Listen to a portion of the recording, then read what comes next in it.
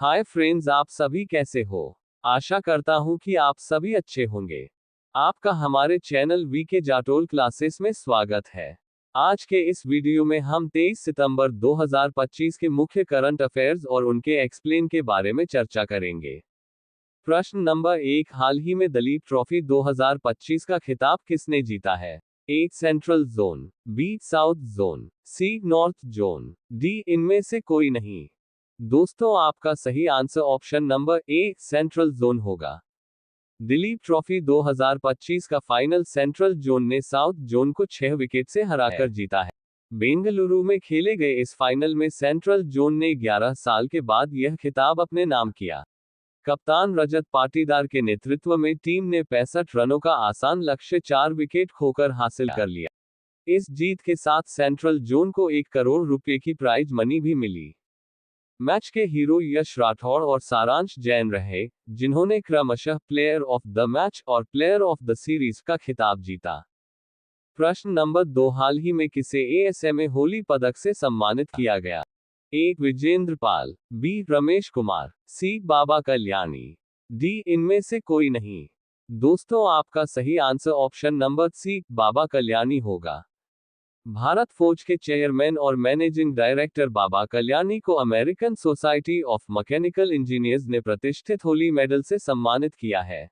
यह सम्मान उन्हें इंजीनियरिंग में उत्कृष्ट नेतृत्व और नवाचार के लिए दिया गया है, जिसने वैश्विक सप्लाई चेन को मजबूत करने में महत्वपूर्ण भूमिका निभाई है। इस पुरस्कार के साथ बाबा कल्याणी उन गिने चुने वैश्विक इनोवेटर्स की सूची में शामिल हो गए हैं, जिन्हें इंजीनियरिंग के क्षेत्र में उनके शानदार योगदान के लिए मान्यता मिली है।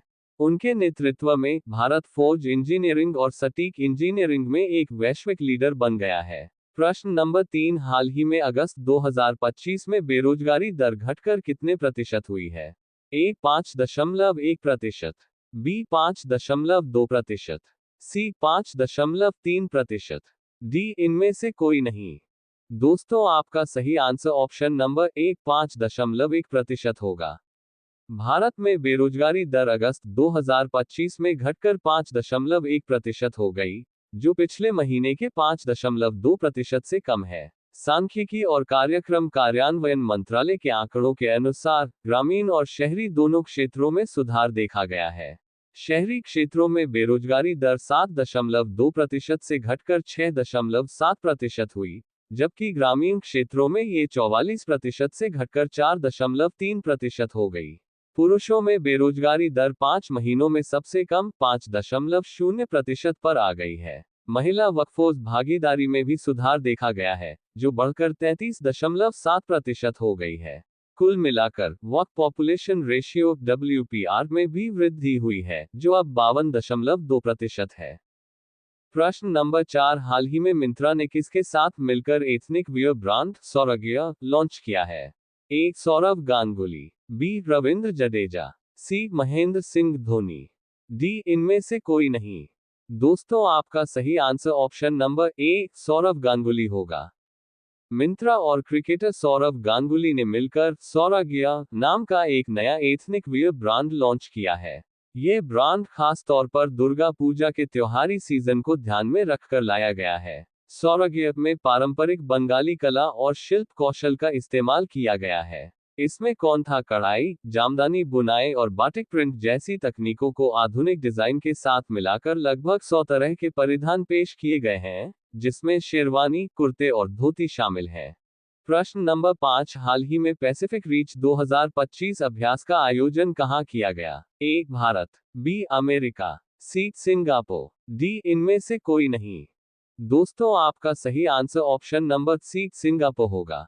भारतीय नौसेना का नया स्वदेशी जहाज INS निस्तार सिंगापुर के चांगी नौसैनिक अड्डे पर पहुंच गया है।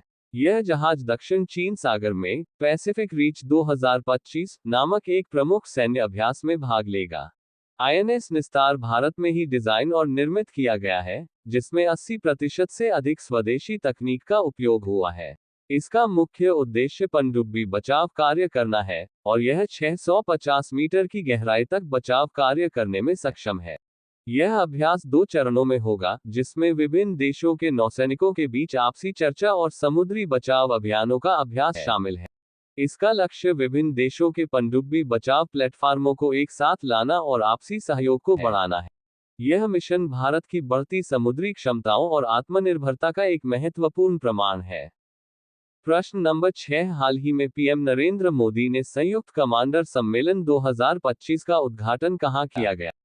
ए. Jaipur, B. Kolkata, C. Mumbai, D. इनमें से कोई नहीं।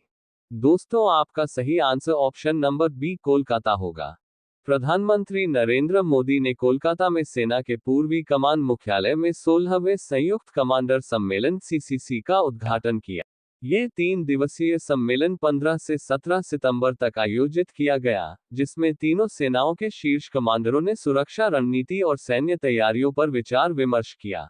सम्मेलन का विषय सुधारों का वर्ष भविष्य के लिए परिवर्तन था।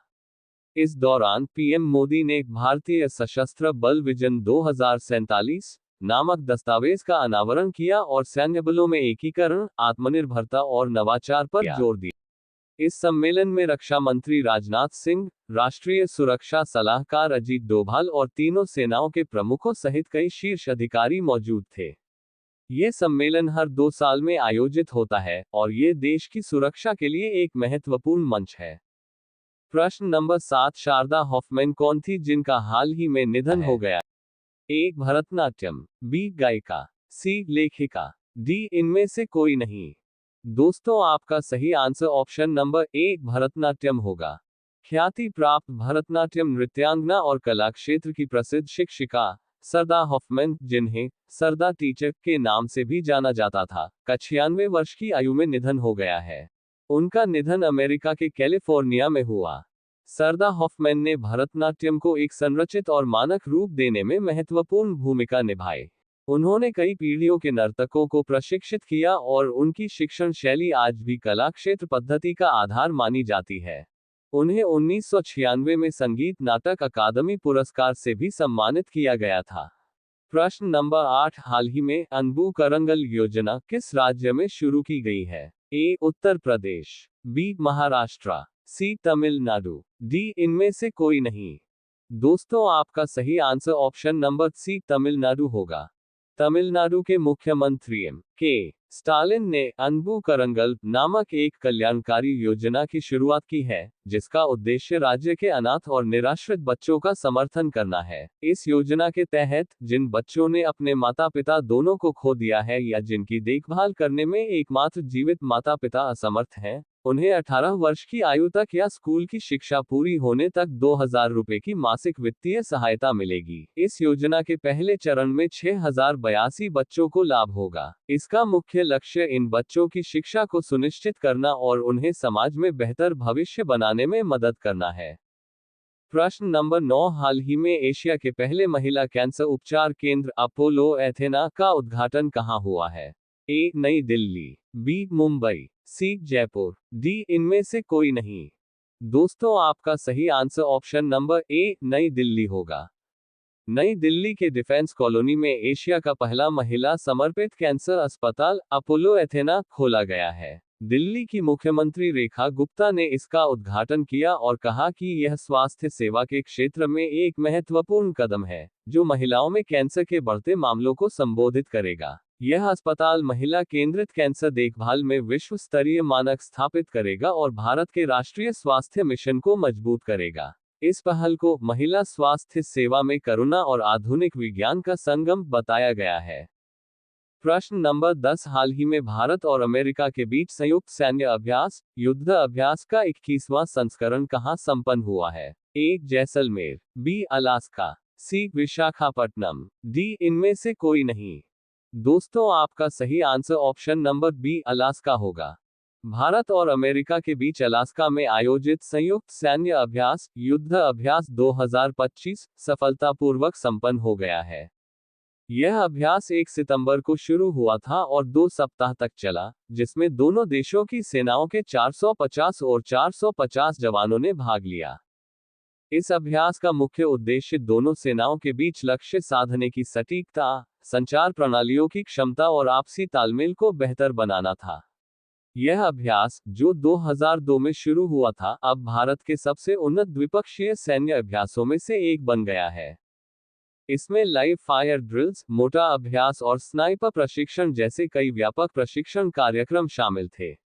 यदि दोस्तों आपको हमारा यह वीडियो अच्छा लगा हो तो वीडियो को लाइक शेयर जरूर करें, साथ ही हमारे चैनल वीके जाटोल क्लासेस को सब्सक्राइब जरूर करें ताकि हमारे चैनल पर अपलोड होने वाली प्रत्येक वीडियो का नोटिफिकेशन आप तक तुरंत पहुंच सके।